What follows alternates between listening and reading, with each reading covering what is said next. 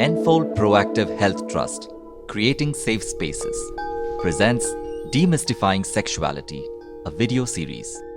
How to talk with a child when there is suspicion of sexual abuse, presented by Shoiba Saldana, co-founder, Enfold Proactive Health Trust, obstetrician and gynecologist. We're going to look at two areas. One is where a child is telling you something and saying that something may have happened, and the other possibility is the child is not saying anything but you suspect it.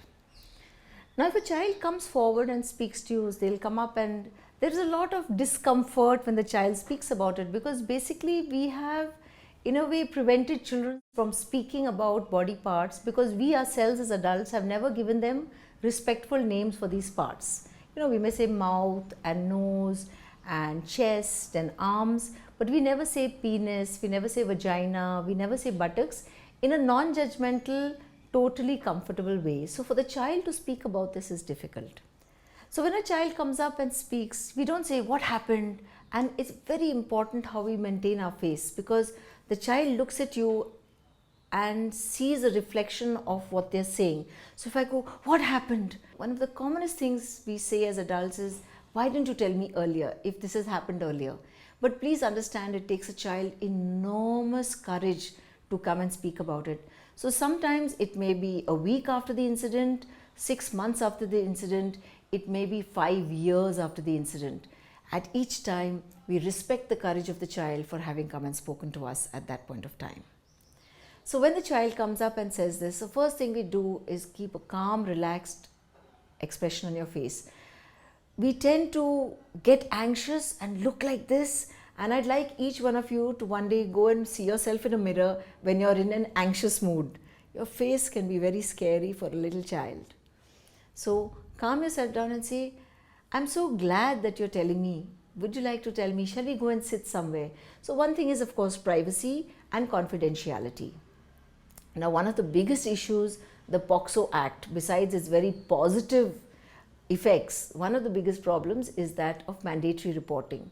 So you need to understand that if a child talks to you about child sexual abuse, you are mandated to report to the police, to the nearest police station, not just to your superior, like if you're a teacher to your principal, or if you're a nurse or a doctor to the head of the institute, you need to have to tell the police. However, POCSO does not give a definite timeline as to when you need to speak from when you got to know. So if that is the case, you have some time to prepare the child to talk about it. Also, for one problem is that if the child tells me and I immediately report it, the child may turn around and say, nothing like this happened. I didn't say anything. And then instead of helping the child, we have caused more harm. So we need to balance the importance of mandatory reporting against the well-being of the child and the child's ability to stand up and speak about it to a counselor, to the police, and further down the criminal justice system. So now the child has come forward, and it's very, very important not to ask very searching questions, to reassure the child that they are speaking whatever is necessary and it's absolutely okay. A lot of the times we ask questions out of a sense of curiosity. What happened? What did he do to you? And if you sense that the child is uncomfortable, don't ask. The moment a child speaks, that they are able to break the silence which has held the secret in their heart, they start healing. So the moment they have a trusted person, a caring person, a person who's committed to their well-being, who listens to them, immediately the healing starts, because it is the silence which causes harm. The silence of having faced sexual abuse and not being able to speak about it. So just listen and let the child speak in their own time. It may take 2-3 sessions, but the child needs to know it's fine. When would you like to talk to me? What is important probably is to understand what happened, who is the person, and how close are they to the child in terms of the risk to the child. So we are looking at, is this a parent? Is this a relative at home? Is this staff in the school the child is going to? Is this somebody, an older student? Who is this person? Or is this a stranger? So is this something which happened as a one-off, a chance encounter in a train, or when the child was, shopping, some person grabbed the child and walked away. So we know now the child is not in danger, but the child needs to speak about it. So here the importance is for the child to talk to you. In another case, it is about preventing the child from going back to meeting the abuser again and again. So what we have found that trying to jump into things doesn't actually help the child. There have been times when somebody has immediately reported and people have tried to talk to the child and the child panics. Or the family closes up against the child and they go and say nothing like this happened. And the fact that under 18 a child is under the guardianship of the parents. So if the parents choose to not allow you to speak to the child, it can happen. That would be an issue. Let's look at another scenario. There is something that you feel as a teacher or a social worker where you feel there may be something which is worrying the child. We don't always assume it's child sexual abuse, but we must always remember that it can be child sexual abuse. Somehow, a lot of the times we look at the social structures, maybe the parents are going through a divorce or the child has lost somebody very close like a loved grandmother. They have shifted to a new school. The child's best friend has left school. There is a new sibling in the house and the child is feeling insecure. The child is facing some issues in studies. All these things could also cause changes. So we need to understand that child sexual abuse is not the only cause for behavioral issues, but it must be recognized as an important cause which has to be checked out. So what we do with the child is, first of all, we talk to the child and we build a relationship of trust, build a rapport with the child. And this comes with not directly asking questions which may be disturbing to the child. So we ask the child to come and sit with us. We keep a sense of privacy. There should be some sense of confidentiality where you tell the child, is there something that's worrying you? I'd like to know. And this only builds up over a period of time. So the child may take time to speak to you. I know certain counselors have spoken to me that on the 15th or 16th counseling session, a teenager or a young adult has spoken about the child sexual abuse that they faced. So it takes a long time to get there, and I don't think we should rush it. It has to be when the child is ready. So very often after we go through the initial formalities of talking to the child, where do you study, always ask non-threatening questions. So which class you're going to, which school, who's your favorite teacher, which is your favorite subject. Please don't ask about marks because it's a very depressing topic. Unless the kid is first, which happens to be one child in a class of 30 or 70. On an average, most of us are average students, and I don't like telling people about my marks. So please don't ask marks. Then we can ask about who all are at home, and that's where you get a sense of what's happening in the house. If they say mother, but they're not talking about the father. If they say grandmother or just one or two adults, we're getting a sense of what's happening in the family. And we don't ask questions, where's your father? We don't ask that. We wait for the child to bring it up a little later. Then we start talking about who all are there in the house, and you could ask things in a child who's between 5 and 8 maybe, the daily routine. Who wakes you up in the morning, gives you a bath, what did you have for breakfast, who packs your food for you, who are the friends you eat with, what are the games you like, what's your favorite color, do you have a particular dress you like, which are the functions that you celebrate in your house. So these are things where the child is giving you very, very important information, but in a very non-threatening manner. As you ask questions, watch the body language of the child. The child, if you ask, so what do your parents do, and the child looks down like this, or starts looking away, or turns the subject away, says, I need to go to class. So the child stops the session over there. You know there's something over here which is worrying the child. So you can come back to it in a different manner. Now, when we talk about actual abuse, we understand there is a continuum. There is a physical abuse, there is an emotional abuse, there's sexual abuse. In fact, sexual abuse is just a form of a physical plus an emotional abuse. There could be physical touching, pain, discomfort, which causes emotional fear. Or it could be an emotional abuse where the person is speaking things which are beyond, which are inappropriate for the child, or sexually suggestive things which the person is saying, which is deeply affecting the child, which may not be physically abusing, but can be extremely disturbing for the child. So we can understand there are contact and non-contact types of abuse that the child may face. So I often start by giving an example of from my own life. I say, when I was 15, when I was 5, there was a boy who was 15 years old, and he used to come and work in the garden sometimes. And sometimes he'd tell me, come behind the tree, I'll show you something. And I was 5 and I was like, yeah, let me come. And I would go behind the tree and he would try to touch me or try to take off my clothes. And I didn't know it was wrong, but I wasn't sure whether it was right. But somehow I didn't feel I could tell my parents about it. I felt very embarrassed, uncomfortable. And then he would say, don't tell anybody, okay? And we are always telling children, listen to your elders. So I would be like, I don't know, he may do something bad to me if I say, or my mother will scold me. So sometimes children often feel that we'll be scolded for something, not realizing that it's the older person who did it and we didn't have a say in the matter. So we go very slowly. So I often say this would happen. Sometimes I would say, when I go to the playground, sometimes when I was small, 8 or 9, in the playground, there was this man who would be there, and he would sometimes take off his pants in front of us, and we were like, what is he doing? Such a funny fellow, oh my God, and we would run away. We were half scared, half amused, and then we'd go and giggle on one side, but we were a little scared and we didn't know whom to tell. And I think that's what stopped us sometimes.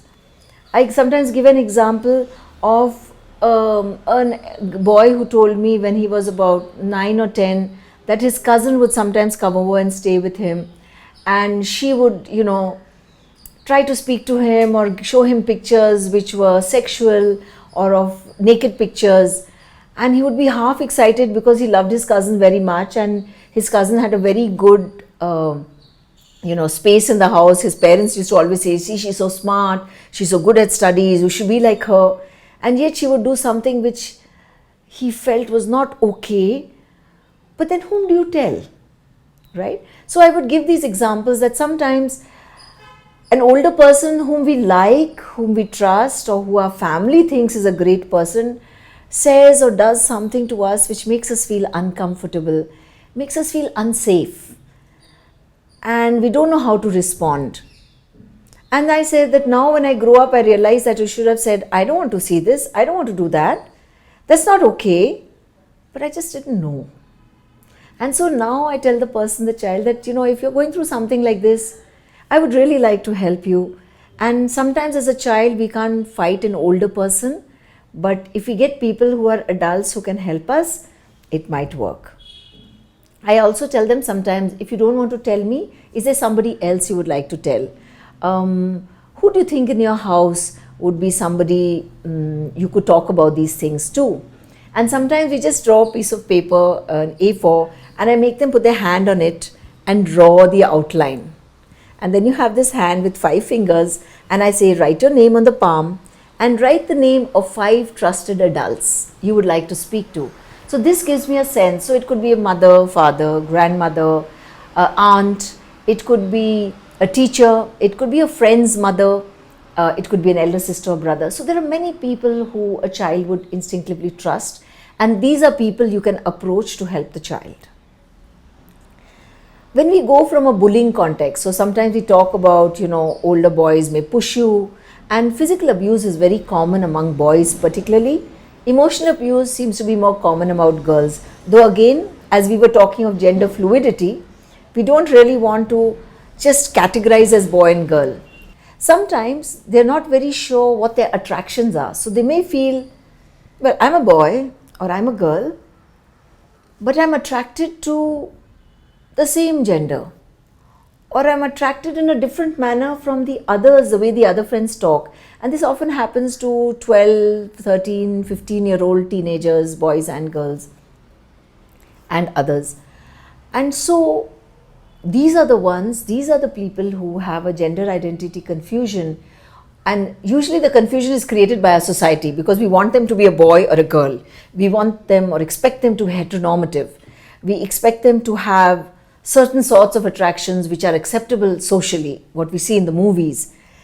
And so when they're not that, they are more liable to face abuse because they're more vulnerable to be caught, because perpetrators often look for a child who's confused, who seems to be outside the normal groups, the outlier, the child outside, and they get targeted. And since this child is already lonely and confused, an older person coming, speaking to them in a warm, caring manner can often sort of pull the child into physical intimacy, into a sexual relationship where the child goes in uncomfortable but sometimes agreeable to what's happening. This is not consent. This is not consent, because consent means I understand what I have committed myself for. I understand the consequences of my action. So very often when a child says, but I wanted to, we understand that they were okay about going into it, but when the act actually happens, or they get involved in it, or they start facing consequences, like sometimes they may be blackmailed, they may be coerced, photographs may be taken of them, which may be used against them to force them into further sexual intimacies, they get worried. At no time must we ever judge the child. The child may have gone 100 times back to the abuser because they didn't know how to say no, or they were not sure whether they wanted to say no. And these are the reasons why the child may have gone back again. So please never judge the child for having gone back repeatedly. Never make the child feel small for any of the act they have. And in fact, sometimes when they talk about what's happening, we may feel disturbed because we understand the physical and emotional trauma the child may have gone through. But it's also important for us to be calm and relaxed and say, I'm so glad you're telling me this. Sometimes after a child has spoken about this and the child is a little calm, I often say, if I was walking down the road and somebody on a scooter actually dashed me deliberately, like they came and banged into me and dropped me down, and I get hurt, I hurt my head, I get a cut, or I break my arm, and I go and I get help, and it hurts like crazy, and I feel scared that someone actually tried to hurt me. And then I go to the hospital, maybe I get stitches, I get bandages, for 5-6 weeks I'm in pain, and then it goes away. Now, after 1 year, 2 years, can you see any marks on my hand? No. Can you see any marks on my head? No. For a little while later, for 6 months, a year, when I hear a scooter, I may be scared because it reminds me of the pain I went through. But over a period of time, that also goes away. And so the most important thing I tell children is, when someone molests you, it feels horrible, it's scary, it's terrifying. Sometimes we feel ashamed, we feel guilty, we somehow think it's our fault. And the most important thing we need to know, it's not my fault. I didn't do anything to ask for it. Even if I went to that person's house or to their room, or they took the chocolate they gave me, I did not ask for something which was painful or which I didn't understand what was going to happen later. And I can heal. I can become a complete human being. I am a complete human being. I got hurt, but I can get over my fear. I can get over my worry, and I need never feel ashamed or guilty because it wasn't my fault. This video is part of a series of videos and learning content aimed at addressing gender-based violence. These videos provide practitioner perspectives by professionals and experts in the field. We hope these videos generate further discussions with peers, family members, and teachers, encourage curiosity, and seed further research ideas in these domains. We gratefully acknowledge the following for their support: Gaurav Krishna, Keshav Rajendran, Ishwar Shankar, Mohan Ram, Clockwork Captions, Enfold Consultants, Ford Foundation.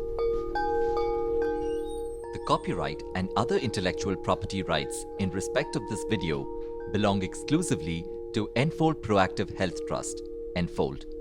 Enfold licenses this video under the terms of Creative Commons License CC BY-NC-ND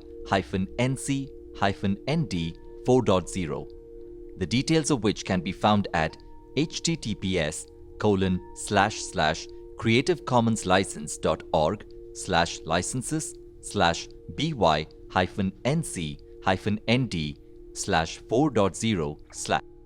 Any use or reproduction of this video contrary to or in violation of the terms of the aforesaid Creative Commons license will be illegal and Enfold reserves the right to take suitable action in respect thereof.